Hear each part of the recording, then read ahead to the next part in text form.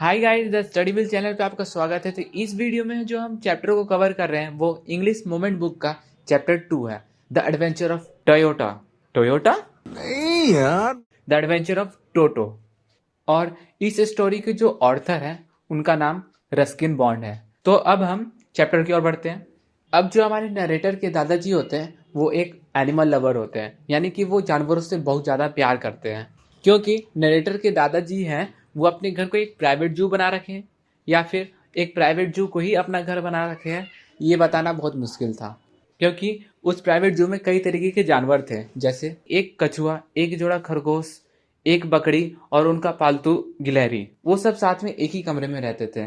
तो फिर उसी तरह नरेटर के जो दादाजी हैं वो एक बार कहीं जा रहे थे, तो उसी बीच में उनको एक टोंगा ड्राइवर मिलता है, यानी कि एक घोड़ा गाड़ी वाला उनको दिखता है। जहाँ पर नरेटर के जो दादाजी हैं फर्स्ट टाइम टोटो को देखते हैं, जो कि एक बंदर है। अब जैसे ही नरेटर के जो दादाजी थे टोटो को देखते हैं, यानी कि उस बंदर को देखते हैं, तो वो उन्हें बहुत पसंद आ जाता है। क्योंकि उस बंदर की मोटी आईब्रो के नीचे एक शरारती बच्चे की तरह चमकती हुई आंखें दिख रही थी। वही नरेटर के दादाजी को जो दूसरा चीज दिखता है वो है टोटो का मोतियों जैसी दांतें। ये इस तरीके से दिख रहा था मानो अगर कोई हमारे जो आंटी लोग होते हैं या फिर जो मिडिल एज वुमेन होते हैं वो उन दांतों को देख लें वो भी डर जाएंगी। नरेटर के दादाजी जैसे ही टोटो के हाथों को देखते हैं वो बिल्कुल शरारती लेकिन एक फुर्तीले बच्चे के हाथों की तरह दिख रहा था। वही अगर उसकी पूंछ की बात किया जाए तो वो उसको और अच्छा तो दिखाता ही था, साथ में जो नरेटर के दादाजी थे वो ये भी सोच रहे थे ये जो टोटो का पूंछ है वो बिल्कुल इसके तीसरी हाथों की तरह काम करता होगा। क्योंकि ना सिर्फ वो अपने पूंछ की मदद से टहनियों पे चढ़ता होगा, साथ में जहां तक उसका हाथ नहीं पहुंचता होगा वहां पर वो अपनी पूंछ की मदद से अपने भोजन को प्राप्त करता होगा। अब नरेटर के जो दादाजी होते हैं वो उस टोटो को टोंगा ड्राइवर से सम ऑफ 5 रुपीज में खरीद लेते हैं, यानी कि टोटल 5 रुपीज में। अब नरेटर के जो दादाजी हैं वो उस टोटो को अपने घर पे लेके जाते हैं, लेकिन घर पे लेके जाने के बाद उनका जो सबसे पहला काम था उस टोटो यानी बंदर को छुपा देने का। क्योंकि नरेटर की जो दादी जी हैं वो दादाजी की हरकतों से तंग आ चुके थे। क्योंकि हर बार नरेटर के जो दादाजी हैं नए जानवरों या पंछियों को लाते रहते थे। तो फिर नरेटर के जो दादाजी हैं वो सोचते हैं जब नरेटर की दादी जी का मूड अच्छा होगा तब उनको ये टोटो वाली बात बता देंगे। तो फिर नरेटर के दादाजी और नरेटर अपने बेडरूम के दीवार पे लगे अलमारी में टोटो को छुपा देते हैं। फिर उसके बाद वो वहां से चल जाते हैं। जैसे ही नरेटर के दादाजी और नरेटर टोटो को बाहर निकालने के लिए रूम में जाते हैं तो वो देखते हैं जिस कवर्ड में टोटो रखा हुआ था उस कवर्ड का लॉक टूटा हुआ था, इसी के साथ जो हमारा टोटो था वो कवर्ड में भी नहीं था। और जैसे ही वो अपने आसपास देखते हैं तो पाते हैं कि जितने भी दीवारों पे डेकोरेटिव पेपर्स चिपकाए हुए थे वो सभी के सभी फट चुके थे। इसी के साथ वहां पर नरेटर की स्कूल ब्लेजर भी रखा हुआ था, उसको भी टोटो ने नहीं छोड़ा था, उसको वो चिथरी चिथरी उड़ा चुका था। नरेटर को यहाँ पर लग रहा था कि उसके दादाजी बहुत गुस्सा होंगे। तो फिर उसके दादाजी नरेटर को कहते हैं don't worry, not a problem. ये बात सुन के नरेटर हैरान हो गए थे। उसी के साथ नरेटर के दादाजी बोलते हैं कि अगर उस टोटो को कुछ और टाइम मिलता तो फिर उन फटे हुए ब्लेजर के टुकड़ों को जोड़ के एक रस्सी बना के यहाँ से भाग जाता। टोटो के इस कांड के बाद भी नरेटर के जो दादाजी हैं अभी भी इस बात को छुपा के रखते हैं कि उन्होंने एक बंदर लाया है जिसका नाम टोटो है। और फिर उसके बाद नरेटर के जो दादाजी हैं उस टोटो को अपने प्राइवेट जू के एक केज में बंद कर देते हैं जहां पर उनके बाकी सब जानवर भी थे। यहाँ पर कौन कौन से जानवर थे ये तो शायद आपको याद ही होगा, मैंने पहले ही बता चुका है। तो फिर जैसा कि हम जानते थे टोटो जो है एक कतई जहर वाला मंकी है। इसके कारण नरेटर के दादाजी के पास जितने भी जानवर थे वो रात भर सो नहीं पाए थे। बट नरेटर के जो दादाजी हैं उन्हें देहरादून छोड़ के सहारनपुर जाना था ताकि वो अपना पेंशन कलेक्ट कर सकें। तो फिर नरेटर के जो दादाजी हैं टोटो का बिहेवियर देख ही चुके थे, टोटो ने सभी जानवरों को रात में सोने नहीं दिया था। तो फिर नरेटर के जो दादाजी हैं वो डिसाइड करते हैं कि टोटो को वो अपने साथ लेके जाएंगे।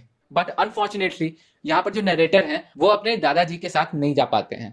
तो फिर वहां जाने के बाद क्या क्या हुआ था ये सब चीज नरेटर के जो दादाजी हैं वो आने के बाद बताते हैं। नरेटर के जो दादाजी हैं वो जानते हैं कि टोटो उनके साथ शांति से नहीं बैठने वाला है।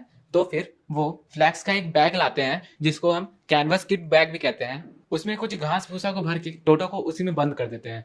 अब ये बैग इतना मजबूत है कि टोटो उसको काट भी नहीं सकता था, ना ही उसको फाड़ सकता था। और फिर नरेटर के दादाजी वहां से निकल जाते हैं।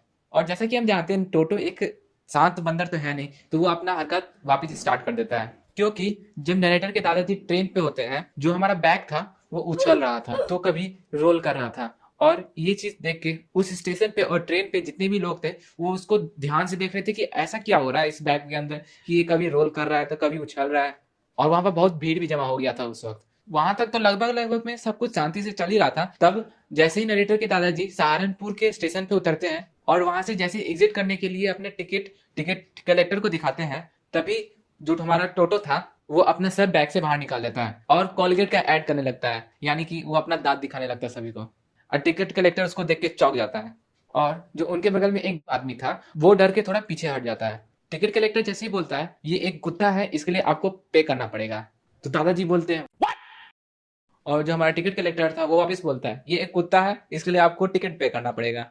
तो फिर ये सुनने के बाद नरेटर के जो दादाजी हैं वो बोलते हैं ये कुत्ता नहीं है, ये एक बंदर है। लेकिन टिकट कलेक्टर अपने बात पे अड़ा हुआ रहता है और वो वापस बोलता है कि ये एक कुत्ता है। और फिर इसके बाद दोनों आपस में बहस करने लगते हैं। और फिर नरेटर के जो दादाजी हैं वो अपने पैकेट से कछुआ निकालते हैं और टिकट कलेक्टर को दिखाते हैं और उससे पूछते हैं कि इसका भी टिकट लगेगा, क्या मुझे इसका भी पैसा देना पड़ेगा? तो फिर टिकट कलेक्टर उसको छू के देखता है और बोलता है ये कुत्ता नहीं है, तुम्हें इसका पैसा देना नहीं पड़ेगा। दोनों के बीच में वापस बहस शुरू हो जाती है। और फिर लास्ट में नरेटर के जो दादाजी हैं हार मान के उन्हें उस टोटो का टिकट देना पड़ता है। और इसके बाद नरेटर के जो दादाजी हैं फाइनली जाके नरेटर की जो ग्रैंड मदर थी उनको टोटो के बारे में बता दिया जाता है।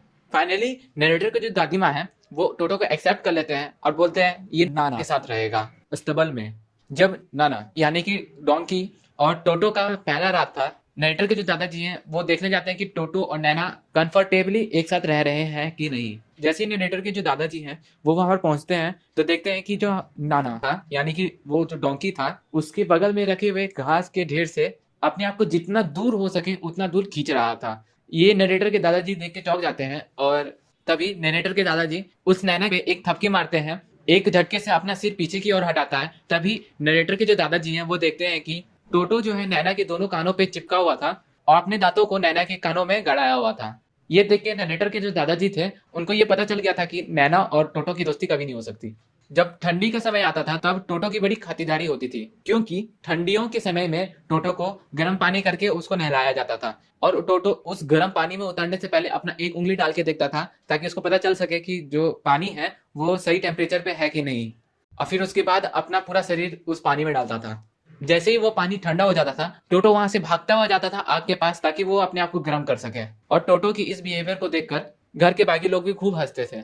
लेकिन एक दिन तो मानो टोटो ने लगभग में अपने आप को उबाल ही दिया था, क्योंकि एक दिन किचन में फायर के ऊपर एक बड़ा सा केटल रखा हुआ था जिसमें पानी बॉईल हो रहा था ताकि चाय बनाया जा सके। तभी वहां पर टोटो पहुंच जाता है और उस केटल का ढक्कन उठा के देखता है कि पानी जो है गर्म हो रहा था और अपना एक उंगली उस पानी में डालता है तो देखता है कि पानी का जो है सही टेम्परेचर है। अब वो उसमें जाके बैठ जाता है। अब क्योंकि केटल जो है फायर पे था तो पानी का जो टेम्परेचर है वो धीरे धीरे इंक्रीज करने लगता है और बॉईल करना स्टार्ट हो जाता है। अब जैसे ही टोटो को उबलते हुए पानी में बहुत ज्यादा गर्म लगने लगता था तो वो उस केटल से बाहर आ जाता था और बाहर आने के बाद जैसे ही उसको वापस ठंडा लगना चालू करता था तो वापस वो उसी केटल में जाके बैठ जाता था। अब वो ये चीज बार बार करते जा रहा था। तभी वहां पर नरेटर की जो दादी जी हैं वो पहुंच जाते हैं और देखते हैं कि टोटो जो है फायर केटल के ऊपर बैठा हुआ है और बिल्कुल वो लाल हो चुका है। तब वो जल्दी से वापस जाते हैं और टोटो को बाहर निकालते हैं तो देखते हैं कि टोटो लगभग में हाफ बॉइल्ड हो चुका था। टोटो की इन हरकतों की वजह से नरेटर को ये लगने लगा था अगर कोई दिमाग का हिस्सा ऐसा है जो कि शरारत के लिए बना होता है तो टोटो का वो हिस्सा कुछ ज्यादा ही डेवलप हो चुका था, क्योंकि वो हमेशा चीजों को चीरते रहता था, फाड़ते रहता था जो भी उसको दिखता था। यहाँ तक कि नरेटर की जो आंट थी वो कभी भी टोटो के पास जाती थी तो टोटो उनके कपड़े में एक छेद बना दिया करता था। एक दिन नरेटर के घर में पुलाव बना था जो कि डाइनिंग टेबल के एकदम ठीक बीच में रखा हुआ था। और जैसे ही नरेटर और बाकी सब रूम में इंटर करते हैं ताकि वो अपना लंच कर सकें तभी वो देखते हैं कि टोटो जो है अपने मुंह में पुलाव को ठूस ठूस के खा रहा था। तभी नरेटर की जो दादी जी थी वो टोटो पे चिल्ला देती हैं ताकि वो डर के वहां से भाग जाए, लेकिन टोटो को उस बात से गुस्सा आ जाता है तो फिर टोटो अपने बगल में रखे प्लेट को दादी जी की तरफ फेंक देता है। और तभी नरेटर की जो आंट थी टोटो की तरफ भागने लगती है ताकि टोटो से वो पुलाव का कटोरा छीन सके, लेकिन टोटो बगल में रखे एक गिलास पानी को नरेटर की आंट के ऊपर फेंक देता है। तभी नरेटर के जो दादाजी थे वो पहुंचते हैं वहां पर देखने के लिए कि इतना हल्ला क्यों हो रहा है। तो वो देखते हैं कि टोटो जो है पुलाव ठूस ठूस के खा रहा था और तभी टोटो दादाजी को देख के खिड़की से बाहर भाग जाता है और एक पेड़ पे जाके बैठ जाता है। अब जैसे कि टोटो जानता था कि पेड़ पे उसको कोई भी डिस्टर्ब करने वाला नहीं आने वाला है तो वो एक एक दाना चुन चुन के उस कटोरी में से पुलाव को खा रहा था। जैसे ही कटोरे में से पुलाव का एक एक दाना खत्म हो जाता है। टोटो ये देख के गुस्सा हो जाता है और कटोरे को नीचे की ओर फेंक देता है और कटोरा जमीन से टकरा के 100 टुकड़ों में टूट जाता है। ये देखने के बाद सब कोई जान जाता है कि टोटो एक ऐसा जानवर है जिसको लंबे समय तक नहीं रखा जा सकता है।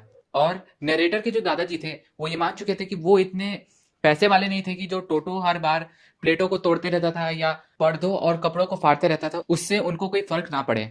इसलिए उन्होंने जो है वापिस उसी टोंका ड्राइवर को ढूंढा और टोटो को सम ऑफ 3 रुपीज में वापिस उन्हें बेच दिया, यानी कि 3 रुपए में।